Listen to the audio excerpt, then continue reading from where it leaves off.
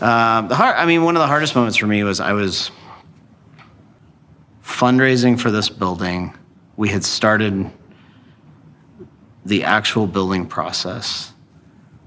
We had launched a new event. There was 800 people on this property. And Andre and I were writing a book. Those 4 things were happening all at the same time. And I got here at 6 a.m. to open the doors because I'm like, I get up early anyways. I'll just go over there to open the doors for coffee to be like brewed for all the people coming in.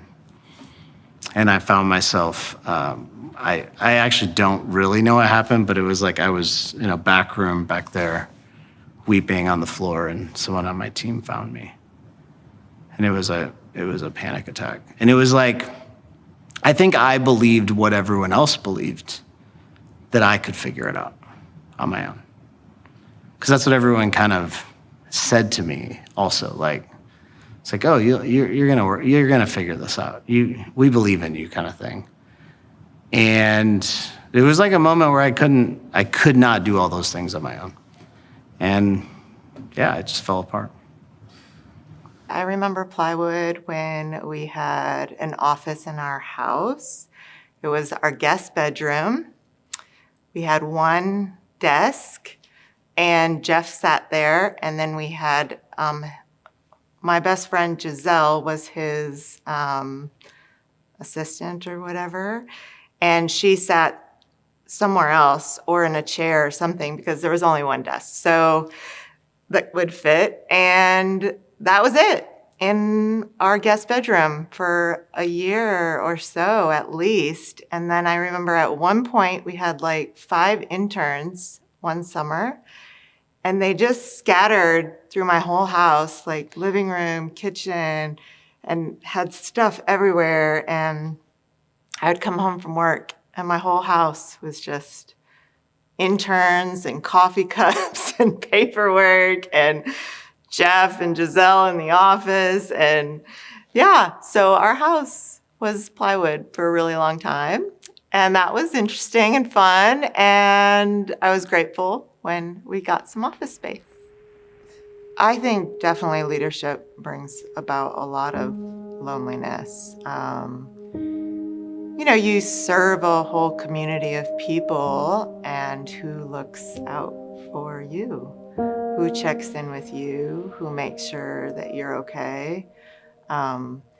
You're fostering the community to do that for each other, to make sure that everybody's okay with each other and that they're doing that for each other. And you see it happening, and you see your little babies growing up and doing such great things. But then I think a lot of people forget that the leader is often alone and maybe feels not checked in on or not taken care of either. So I think that's hard, really hard. So let's say someone comes to you.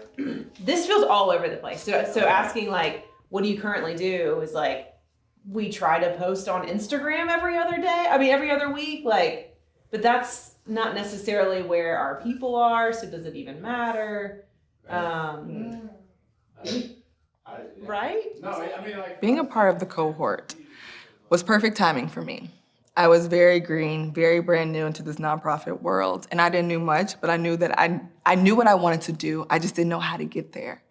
And so that's one thing that this accelerator program did for me. It helped me strategize and put into place the steps that needed to be done before we get to where we're trying to go. I mean, literally down from talking about marketing, down from talking about the importance of your board of directors, down to talking about the importance of networking and community. And each class, each set of homework really helped me specifically level up my thinking, put together a well thought out strategic plan for the vision of Kids Gym. And literally step by step, we were able to piece it all together while I was going through the cohort. I mean, when I talk about changing the culture of the board, putting money behind marketing, putting money behind a fundraising consultant firm, all of that came from the the meetings that we had here through the cohort accelerator program. Each section, I would take notes from those sections and then apply them the next day, literally in the program at Kids Gym.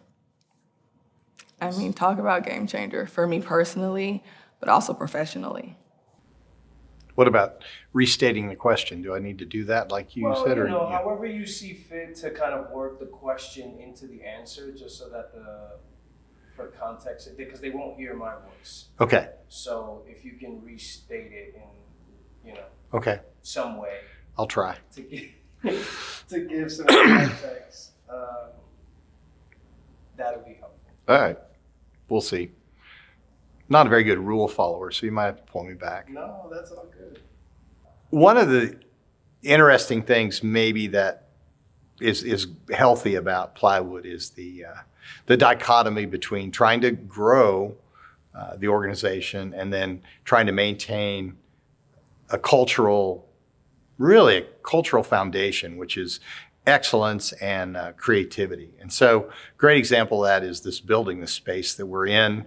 I was a real estate developer, knew all about construction. I told them, this is what you should do, and you got to stay on budget, and you got to stay on plan. And then, Jeff would just completely say, no, this is the vision.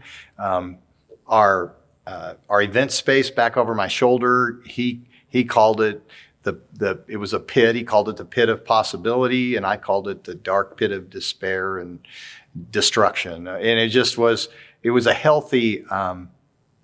It was really a healthy push and pull, and this space wouldn't be where it is without the vision from Jeff, but then also just the amazing donations in kind that we had, and then a lot of people's advice on how to make it happen and all that stuff. So it is a healthy push and pull that we've gone through, but it takes actually both heads of that, both sides of that issue to succeed.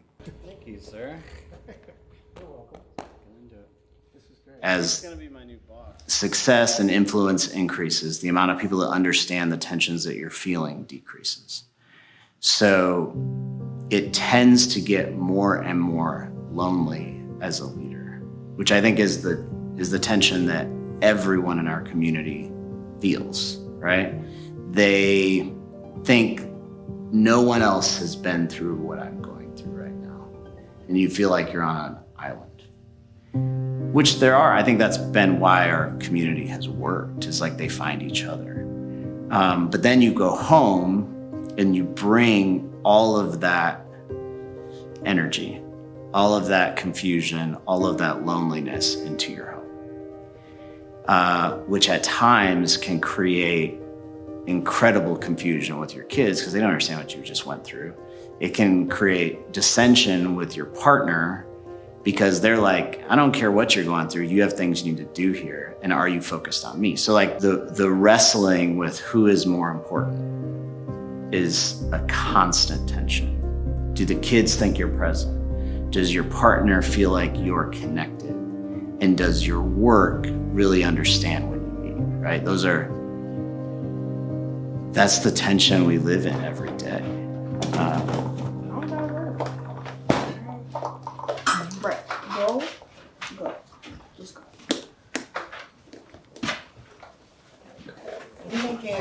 Making a twirl.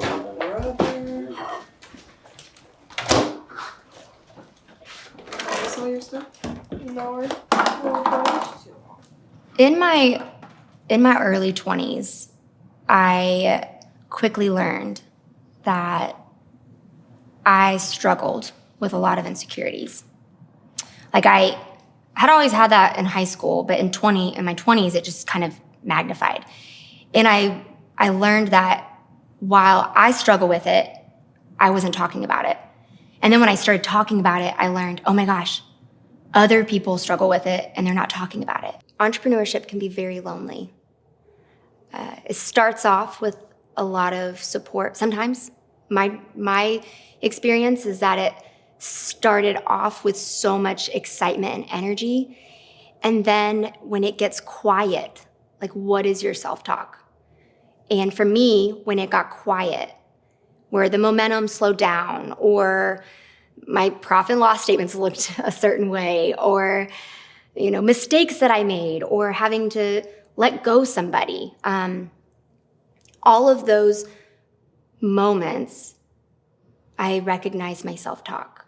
When I think about mentorship in the for-profit world, a mentorship is just one more thing the company has you do that goes from the bottom of your to-do list to the bottom of your to-do list to the bottom of your to-do list. But the more mature you get as a leader, you realize that cultivating new leaders it's not only profitable and it grows whatever you're doing inside that company, but it's actually very enjoyable. And so that's what Plywood offers the opportunity for advisors, is to relive some of those things that they may or may not have got either from their family or in their business.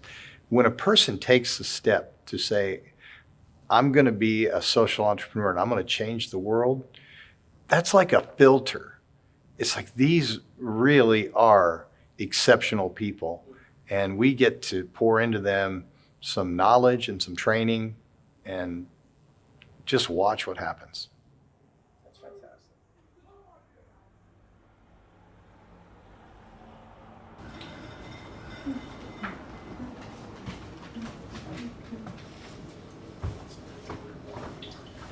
It's kind of just what fit in there nicely. There's something about holding things loosely as well. So you can build something and really it matters, and it matters, and it's important, but you can also hold that loosely and realize that next year it might not be it. And that's okay. We get to edit, we get to readjust, we get to do life and edit it whatever way we want to, if we need to, so we can hold it loosely in that way too. And I think that's part of the being able to always know that, like, you're not strapped into this.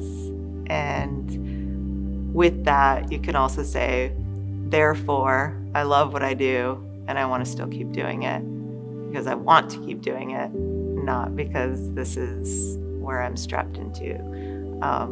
So yeah, I think we try to do a little bit of both, like where you see the value and the importance, but then you hold it loosely at the same time. Like, what do we do when we go through really significant life-altering change in our life? What is our view of ourselves? Who do we surround ourselves with?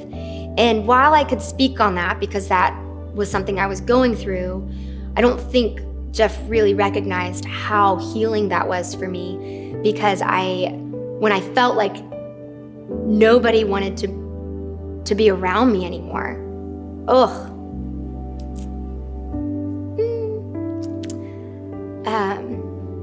Plywood was so supportive and loving and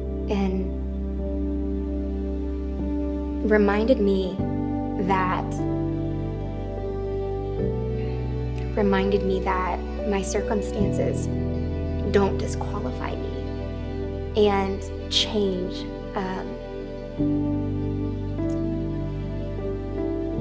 You can face change when you have people that support and love you and remind you of who you really are. When other people want to say different. 51% of leaders in the nonprofit space will not be in any position in the nonprofit space within 3 years of today, because the burnout is so extreme. The pay is low, the burnout is high, the expectations are high, and it's too heavy of a burden, so they move on. I didn't want to be that way. But I had to change my mindset for sure. When you have a desire to make impact, your there sometimes leads you here. You have dreams, and sometimes they come true. And other dreams don't work out the way you imagined. then you look forward to the next place you want to be.